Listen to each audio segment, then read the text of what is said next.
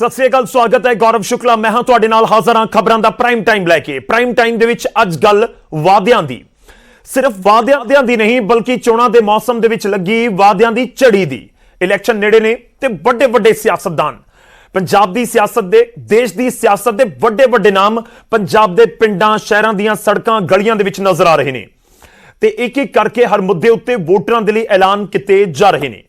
हुण सवाल यह है कि पंजाब दे वोटर किस दे ऐलानां दे उत्ते, किस दे वादियां दे उत्ते भरोसा करनगे या क्यों भरोसा करन कि वाकई ही पूरा रोड मैप दस्सिया जा रहा है कि जेकर किसी दे वल्लों कोई ऐलान किया जाता है तो उसके पिछे जिहड़ा खर्चा होएगा वो कित्थों आएगा। क्योंकि सवाल तो हर जहन दे विच यही है कि पंजाब दे सिर तां पहलां ही बहुत कर्जा है। सिद्धू दा कहंदे ने 7 लाख करोड़ का कर्जा है, तो फिर नवे नवे ऐलानां दे पिछे की पूरी रूपरेखा है।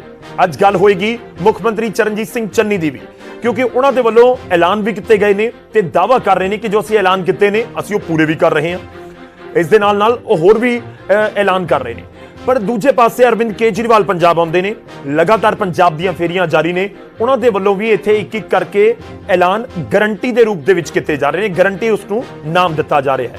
ते इसे तरह ना श्रोमणी अकाली दल पिछे है ते ना ही भारतीय जनता पार्टी ਅਤੇ ना ही कोई होर सियासी पार्टी। सब दे वल्लों इस समय वादे करके वोटरां नूं, पंजाबियां नूं अपने वाले पासे करन दी कोशिश हो रही है।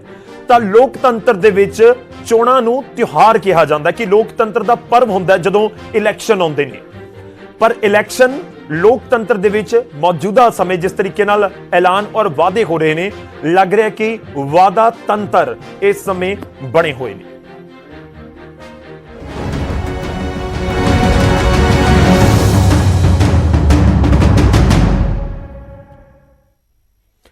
ਅੱਜ शुरुआत दो तस्वीरों के नाल करन जा रहे हैं। एक पासे मुख मंत्री चन्नी दे वल्लों जो ऐलान किए गए ने वो 70 दिनों की रिपोर्ट कार्ड लैके पंजाबियों के सामने आ गए, यानी मीडिया के जरिए सूबे के लोगों के नाल गल की ते दावा किया कि जो मैं कहा सी वो कर दिता है। उधर अरविंद केजरीवाल पंजाब पहुंचे, पठानकोट का उन्होंने रुख किया, तिरंगा यात्रा कड्डी ते चौथी ते पंजवीं गारंटी भी लोगों को दी, पंजाब वासियों को दी। इस तो पहला वो सेहत, बिजली दे मुद्दे उत्ते गारंटी दे चुके ने ते हुण केजरीवाल दे वल्लों गारंटी स्कूली सिੱਖਿਆ ਨੂੰ लेके ਦਿੱਤੀ गई है ते इस दे नाल नाल ਜਿਹੜੇ शहीदां दे परिवार ने उन्हां दे लई भी ਵੱਡਾ ऐलान किया गया है। दरअसल सोशल मीडिया के उत्ते मुख मंत्री नूं लैके कई तरह के मीम्स बहुत चल रहे सी ते लग रहा है कि सीएम दे मोबाइल दे विच भी पहुंच गए, उन्होंने भी पता लग गया कि यह सब कुछ हो रहा है। तो उस दे उत्ते इन्होंने रिएक्ट किया ते कहा कि मैं ऐलान जीत नहीं, मैं विश्वास जीत हाँ।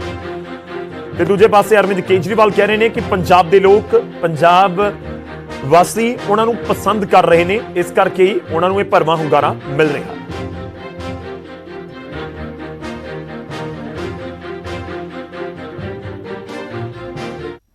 ਜਿਹੜੇ ਕਹੀ ਜਾਂਦੇ ਜੀ ਇਹ ਤਾਂ ਐਲਾਨ ਜੀਤ ਹੈ ਜੀ, ਇਹ ਤਾਂ ਫੈਸਲੇ ਰੌਲਾ ਹੀ ਪਾਉਂਦੇ, ਕਰਦੇ ਨਹੀਂ ਹੈ, ਲਾਗੂ ਨਹੀਂ ਹੁੰਦੇ। ਉਹਨਾਂ ਨੂੰ ਮੈਂ ਕਹਿਣਾ ਚਾਹੁੰਦਾ ਕਿ ਮੈਂ ਐਲਾਨ ਜੀਤ ਨਹੀਂ ਹੈ, ਵਿਸ਼ਵਾਸ ਜੀਤ ਹੈ। ਮੈਂ ਲੋਕਾਂ ਦੇ ਚਰਨਾਂ ਵਿੱਚ ਬੈਠ ਕੇ ਉਹਨਾਂ ਦੀ ਪੈਰਾਂ ਦੀ ਧੂੜ ਹੈ, ਉਹਨਾਂ ਦਾ ਵਿਸ਼ਵਾਸ ਜਿੱਤਣਾ ਹੈ और मैं जितदा है।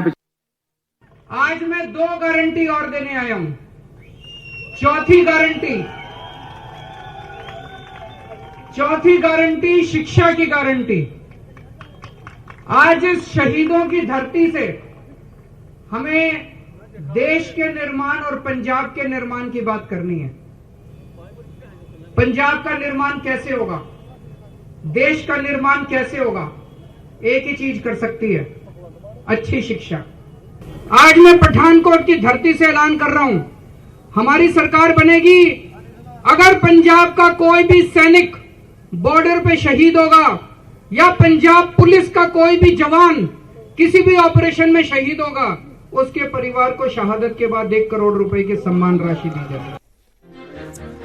ताज ऐलानां दे उत्ते वादियां दे उत्ते गल होएगी कि जिहड़े वादे एक तो बाद एक किए जा रहे हैं। तुहाडे तक पहुंच रही है सारी गल पंजाब वासियों तक, सियासतदानां दी। हुण किस दे उत्ते तुसीं भरोसा करना है, किस दे वादियां दे विच तुहानूं दम नज़र आउंदा है, ਉਹ ਤੁਸੀਂ ਆਪਣੇ ਵੋਟ ਦੇ ਜ਼ਰੀਏ ਦੱਸਣਾ ਜਦੋਂ ਇਲੈਕਸ਼ਨ ਪੰਜਾਬ ਦੇ ਵਿੱਚ ਅਗਲੇ 1-2 ਮਹੀਨਿਆਂ ਦੇ ਵਿੱਚ ਹੋਣ ਜਾ ਰਹੇ ਨੇ, ਜਦੋਂ ਤੁਸੀਂ ਆਪਣੇ ਵੋਟ ਹੱਕ ਦਾ ਇਸਤੇਮਾਲ ਕਰੋਗੇ। ਪਰ ਮੈਂ ਅੱਜ ਦੀ ਚਰਚਾ ਦੇ ਵਿੱਚ ਇਹੀ ਜਾਣਨ ਦੀ ਕੋਸ਼ਿਸ਼ ਕਰਾਂਗੇ ਕਿ ਭਰੋਸੇਯੋਗਤਾ ਕਿੰਨੀ ਹੈ ਕਿ ਵਾਕਈ ਹੀ ਜਿਹੜੇ ਐਲਾਨ ਹੋ ਰਹੇ ਨੇ ਉਹਨਾਂ ਨੂੰ ਲੈ ਕੇ ਸਿਆਸੀ ਪਾਰਟੀਆਂ ਕੋਈ ਸੋਲਿਡ ਰੋਡ ਮੈਪ ਦੇ ਸਕਣਗੀਆਂ ਜਾਂ ਦੇ ਰਹੀਆਂ ਨੇ। ਸਭ ਦੀ ਗੱਲ ਹੋਏਗੀ। ਸਭ ਤੋਂ ਪਹਿਲਾਂ ਤੁਹਾਡਾ ਤਾਰਫ ਕਰਵਾਉਂਦੇ ਹਾਂ ਅੱਜ ਦੇ ਮਹਿਮਾਨਾਂ ਦੇ ਨਾਲ, ਜਿਹੜੇ ਮਹਿਮਾਨ ਅੱਜ ਸਾਡੇ ਨਾਲ ਜੁੜ ਰਹੇ ਨੇ, ਇਸ ਚਰਚਾ ਦੇ ਵਿੱਚ ਸ਼ਾਮਲ ਹੋ ਰਹੇ ਨੇ। ਸਾਡੇ ਨਾਲ ਅਮਿਤ ਬਾਵਾ ਜੀ ਜੁੜ ਰਹੇ ਨੇ ਜੋ ਕਿ ਕਾਂਗਰਸ ਨੂੰ ਰਿਪਰੈਜ਼ੈਂਟ ਕਰਨਗੇ। ਬਾਵਾ ਜੀ ਬਹੁਤ ਬਹੁਤ ਸਵਾਗਤ ਹੈ। ਰਵਿੰਦਰ ਸਿੰਘ ਰਾਜਪੁਰਾ ਸਾਡੇ ਨਾਲ ਜੁੜ ਰਹੇ ਨੇ, ਆਮ ਆਦਮੀ ਪਾਰਟੀ ਨੂੰ ਰਿਪਰੈਜ਼ੈਂਟ ਕਰਨਗੇ। ਰਵਿੰਦਰ ਜੀ ਸਵਾਗਤ ਹੈ ਤੁਹਾਡਾ। ਅਮਰਦੀਪ ਸਿੰਘ ਧਾਰਨੀ ਜੁੜ ਰਹੇ ਨੇ, ਸ਼੍ਰੋਮਣੀ ਅਕਾਲੀ ਦਲ ਨੂੰ ਰਿਪਰੈਜ਼ੈਂਟ ਕਰਨਗੇ। ਧਾਰਨੀ ਸਾਹਿਬ ਸਵਾਗਤ ਹੈ। ਚੇਤਨ ਜੋਸ਼ੀ ਜੁੜ ਰਹੇ ਨੇ, ਬੀਜੇਪੀ ਨੂੰ ਰਿਪਰੈਜ਼ੈਂਟ ਕਰਨਗੇ। ਜੋਸ਼ੀ ਜੀ ਤੁਹਾਡਾ ਵੀ ਬਹੁਤ ਬਹੁਤ ਸਵਾਗਤ ਹੈ। ਸ਼ੁਰੂਆਤ ਅਮਿਤ ਬਾਵਾ ਜੀ ਤੁਹਾਡੇ ਤੋਂ। 70 ਦਿਨ ਦਾ ਰਿਪੋਰਟ ਕਾਰਡ ਸੀਐਮ ਸਾਹਿਬ ਲੈ ਕੇ ਆ ਗਏ ਕਿ ਮੈਂ ਆਹ ਵਾਅਦੇ ਕੀਤੇ, ਮੈਂ ਸਾਰੇ ਪੂਰੇ ਕਰ ਦਿੱਤੇ।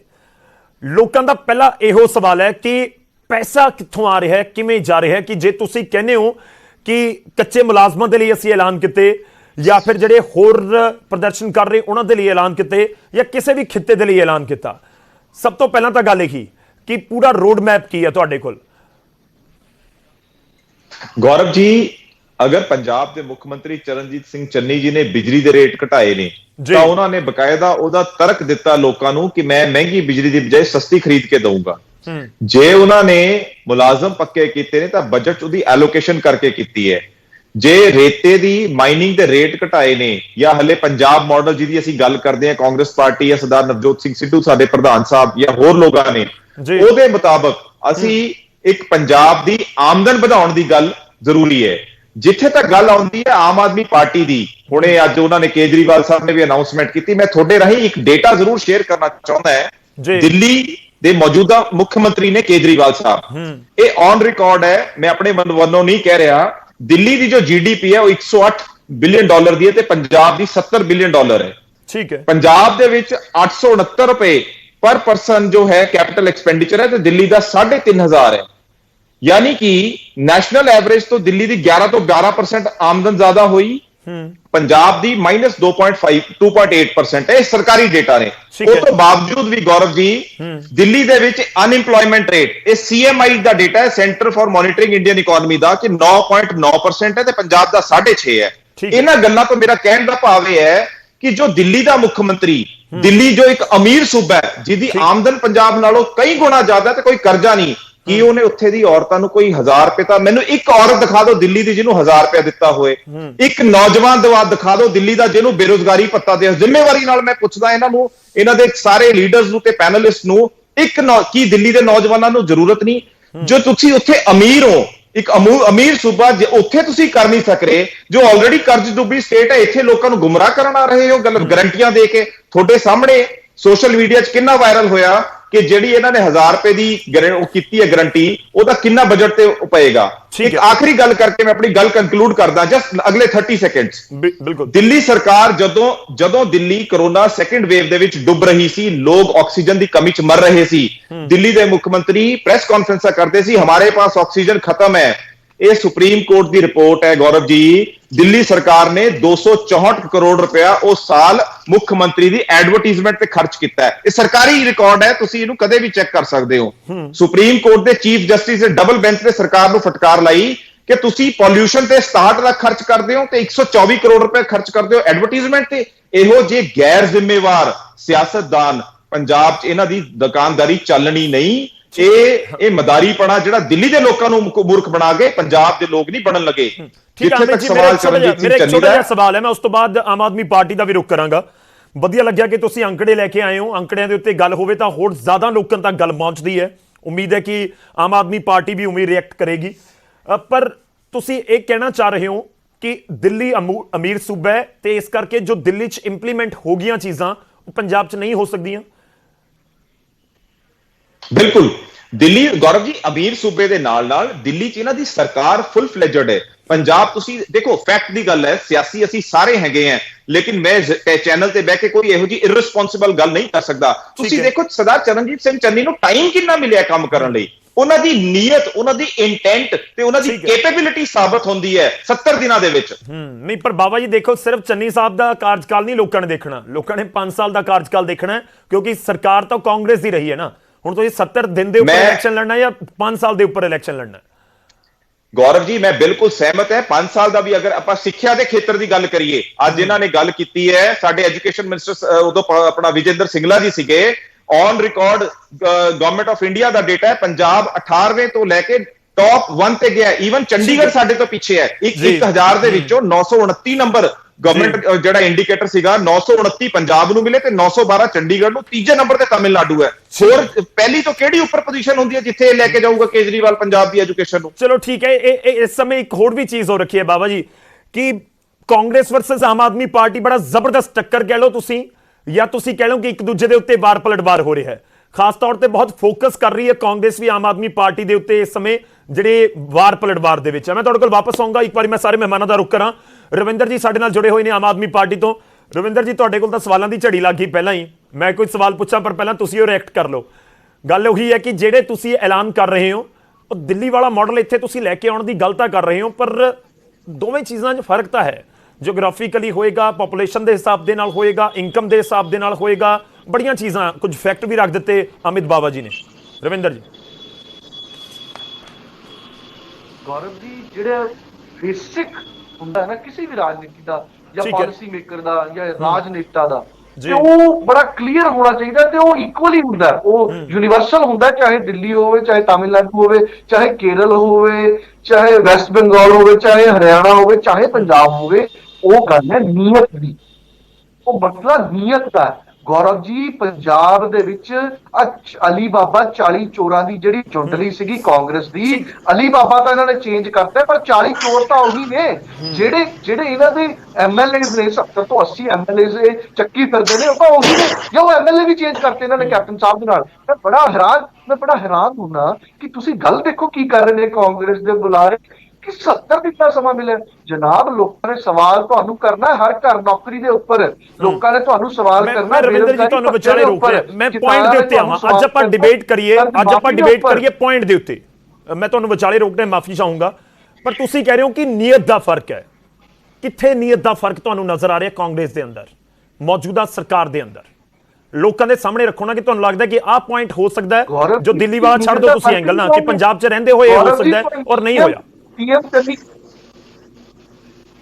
ਗੌਰਵ ਜੀ, ਚੰਨੀ ਸਾਹਿਬ ਕਹਿੰਦੇ ਆ ਆਪਣੀ ਸਟੇਜ ਤੋਂ ਖਜ਼ਾਨਾ ਮੰਤਰੀ ਨੂੰ ਨਾਲ ਬਿਠਾ ਕੇ ਕਿ ਪੰਜਾਬ ਦਾ ਖਜ਼ਾਨਾ ਕੋਈ ਖਾਲੀ ਨਹੀਂ, ਤੇ ਕਾਂਗਰਸ ਦਾ ਹੀ ਪ੍ਰਧਾਨ ਉੱਥੇ ਖੜਾ ਹੋ ਕੇ ਸਟੇਜ ਦੇ ਉੱਪਰ ਕਹਿੰਦਾ ਵੀ ਤੁਸੀਂ ਜਿਹੜੀ ਪਾਲਿਸੀ ਬਣਾ ਰਹੇ ਹੋ ਸਾਰੀ ਬੇਬੁਨਿਆਦ ਪਾਲਿਸੀਜ਼ ਬਣਾ ਰਹੇ ਹੋ, ਖਜ਼ਾਨੇ ਦੇ ਵਿੱਚ ਪੈਸੇ ਨਹੀਂ ਹੈਗੇ। ਉਹ ਕਹਿੰਦਾ ਵੀ ਜੇ ਤੁਸੀਂ ਨੌਕਰੀਆਂ ਨਹੀਂ ਦਿੱਤੀਆਂ ਮੈਂ ਮਰਨ ਵਰਤ ਤੇ ਬੈਠੂਗਾ। ਸਾਨੂੰ ਆਪੋਜੀਸ਼ਨ ਦੀ ਲੋੜ ਨਹੀਂ, ਇਹਨਾਂ ਦਾ ਪ੍ਰਧਾਨ ਹੀ ਆਪੋਜੀਸ਼ਨ ਕਰਦਾ ਹੈ। ਉਹ ਕਹਿੰਦਾ ਵੀ ਚੰਨੀ ਬੇਬੁਨਿਆਦ ਜਿੰਨੇ ਵੀ ਫੈਸਲੇ ਲੈ ਰਹੇ, ਜਿਹੜੀ ਵੀ ਘੋਸ਼ਣਾਵਾਂ ਕਰ ਰਿਹਾ, ਉਹਨਾਂ ਧਰਮਕ ਦੀ ਰੇਤੇ ਦੀ ਗੱਲ ਕੀਤੀ ਹੈ। ਦਿਖਾਓ ਪੰਜਾਬ ਦੇ ਵਿੱਚ 5 ਰੁਪਏ ਰੇਤਾ ਕਿੱਥੇ ਮਿਲ ਰਿਹਾ। ਜਿਹੜੇ ਜ਼ੀਰੋ ਬਿੱਲਾਂ ਦੀ ਗੱਲ ਹੈ, ਲੋਕਾਂ ਨੂੰ ਪੁੱਛ ਕੇ ਦੇਖੋ। ਮੈਂ ਖੁਦ ਮਿਊਨਿਸਪਲ ਕਾਉਂਸਲਰ ਹੈ ਰਾਜਪੁਰਾ ਤੋਂ, 29 ਨੰਬਰ ਵਾਰਡ ਤੋਂ। ਮੈਂ 100 ਸੈਂਕੜੇ ਫਾਰਮ ਭਰੇ ਆ, ਦੱਸੋ ਕਿਹੜੇ ਬੰਦੇ ਦਾ ਜਿਹੜਾ ਹੈਗਾ ਜ਼ੀਰੋ ਬਿੱਲ ਆਇਆ ਹੈ। ਜਿਹੜਾ ਤੁਸੀਂ ਹੁਣ ਸਕੀਮ ਚਲਾਈ ਹੈ ਉਹਦਾ ਜ਼ੀਰੋ ਬਿੱਲ ਆਇਆ। ਜਿਹੜੀ ਸਕੀਮ ਵੀ ਦਿਖਾ ਰਹੇ ਹੈ ਉਹ ਪਹਿਲਾਂ ਦਲਿਤ ਪਰਿਵਾਰਾਂ ਵਾਸਤੇ 200 ਯੂਨਿਟ ਫ੍ਰੀ ਸੀਗੀ, ਉਹਦਾ ਜ਼ੀਰੋ ਬਿੱਲ ਆਉਂਦਾ ਸੀਗਾ, ਉਹ ਦਿਖਾ ਰਹੇ ਨੇ। ਹੁਣ ਵੀ ਨਵੀਂ ਬੋਤਲ ਦੇ ਵਿੱਚ ਪੁਰਾਣੀ ਸ਼ਰਾਬ ਪਾ ਕੇ ਚੰਨੀ ਸਾਹਿਬ ਪੇਸ਼ ਕਰ ਰਹੇ ਨੇ। ਆਯੁਸ਼ਮਾਨ ਕਾਰਡ ਪੁਆਇੰਟ ਆ ਗਏ, ਮੈਨੂੰ ਜਵਾਬ ਲੈ ਸਰਕਾਰ ਵੱਲੋਂ ਚਲਾਈ ਜਾ ਰਹੀ ਸਕੀਮ ਹੈ,